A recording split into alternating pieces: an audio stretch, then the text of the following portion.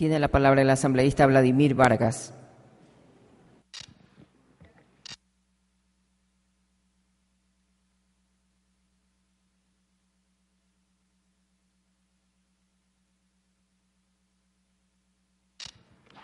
Gracias, señora presidenta, compañeros asambleístas. En realidad voy a tocar temas puntuales que tienen que ver con las Fuerzas Armadas. Si bien en el artículo 120, el empleo de métodos prohibidos en la conducción de conflicto armado, en cuanto al empleo de métodos de guerra prohibidos por el derecho internacional humanitario, se sanciona con pena privativa de libertad de 11 a 15 años, entre otras cosas, en el numeral 2, la lesión a traición de un combatiente enemigo o a un miembro de la parte adversa que participe en un conflicto armado. Si bien se recoge del código anterior y además se recoge del derecho internacional humanitario textualmente, como dice o como reza el derecho internacional, yo sí creo que se debe dar el concepto de qué es lesión a la traición, porque ustedes conocen que en un conflicto armado se utiliza el camuflaje, la sorpresa, las operaciones simuladas, la desinformación inclusive. Y en el protocolo adicional a los convenios de Ginebra del 12 de agosto, se habla de la perfidia. En la perfidia se establece cuando las prohibiciones de simular, por ejemplo, la intención de negociar bajo bandera blanca o de rendición, la simulación de una incapacitación por heridas o enfermedad, la simulación de ser un civil o no combatiente, y la simulación de un estatus de protección mediante el uso de signos, emblemas o uniformes de las Naciones Unidas, de estados neutrales o de otros que no son parte del conflicto, pero incluye los estratagemas de guerra y especifica que no están prohibidos. Es decir, lo que decía hace un momento, el camuflaje, las artimañas, las operaciones simuladas y la desinformación. Y tanto así que si es que se provocan la muerte de un combatiente o un miembro de la parte adversa que participe en un conflicto armado, la pena será de 20 a 25 años. Yo creo que se debe especificar y conceptualizar qué es lesión a traición. Si bien se recoge de los derechos internacional humanitario, puede dejar esto en un conflicto para un comandante que esté, valga la redundancia, comandando tropas y no caiga en la lesión a traición de un combatiente de enemigo, pero si estamos en conflicto armado.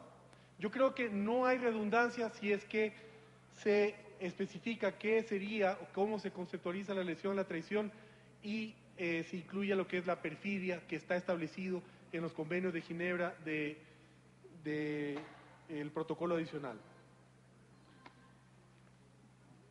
Adicional a esto, en el artículo 271 recoge el incumplimiento de decisiones legítimas de autoridad competente y habla de que el servidor, en su segundo párrafo, servidor o servidora militar o policial que se niegue a obedecer o no cumplir las órdenes o resoluciones legítimas que dicten las autoridades civiles o judiciales, tendrá una pena privativa de libertad de 6 meses a 1 año. En esto hay que ser específico y también valga la redundancia de colocar en este segundo párrafo la legalidad de ¿qué? De autoridad competente.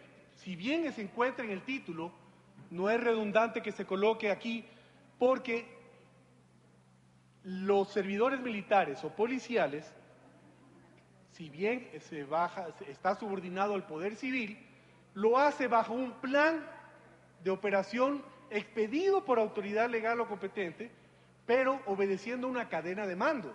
Esto digo, mañana está por algún plan tanques en alguna provincia y el gobernador es una autoridad civil. Dicen, no, sáquenme estos tanques a otro lado. El momento que no obedezca, estaría incumpliendo a las decisiones legítimas de autoridad competente. Pero el servidor militar o policial tiene que recurrir al mando de su cadena de mando, bajo su autoridad competente. Entonces, yo no creo que podría caer en redundancia el hecho de colocar autoridad competente luego de las resoluciones legítimas que se especifican en el segundo párrafo en el artículo 271. Esto para darle más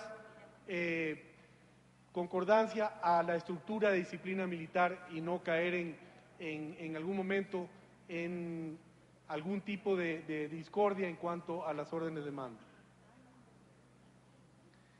En 11 artículos se menciona en el Código Penal el concepto de fuerza pública y ya eso desapareció con la Constitución y desapareció con la Ley de Seguridad Pública y del Estado.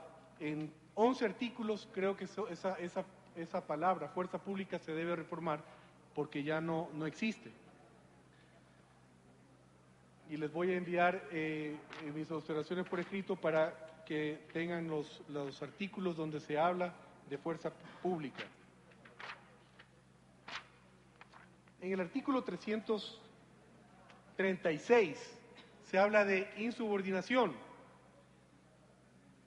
Y en el numeral 5 del artículo 336 dice que el servidor o servidor militar o policial se privará de libertad de 1 a 3 años, en el numeral 5, saque tropa armada de una unidad, reparto o instalación sin orden superior legítima. Creo que la palabra sacar no es un término adecuado, sino más bien quien dirija el empleo de tropa armada de una unidad, reparto o instalación sin orden superior legítima. En el artículo 346 y también en el 347, donde se habla de traición a la patria y de espionaje, existen algunos numerales en donde no solamente el servidor o la servidora militar pudiera ser condenado a una pena privativa de libertad de 7 a 9 años en conflicto armado. Es decir, no solamente los militares podrían caer en esta tipificación de penas, porque tranquilamente una autoridad civil o un civil podría también caer en esto, pero no estaría condenado al civil, solamente al militar. Doy ejemplos.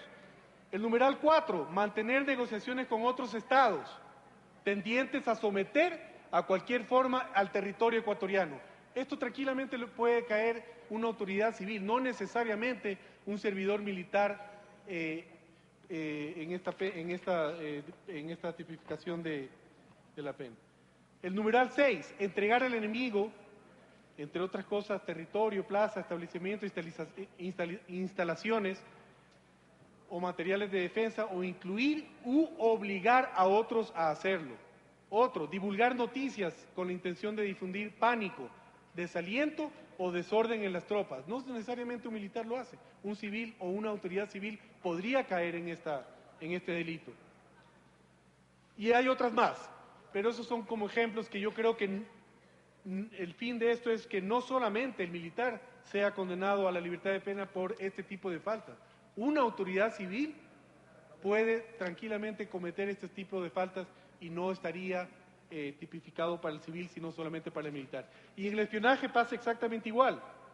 Cuando atentare contra la seguridad y la soberanía del Estado al obtener, difundir o falsear información clasificada. Las autoridades también manejan, civiles también manejan información clasificada. Y sin embargo, solamente se estaría penalizando al servidor militar. Y los civiles y las autoridades civiles no estarían dentro de esta clasificación.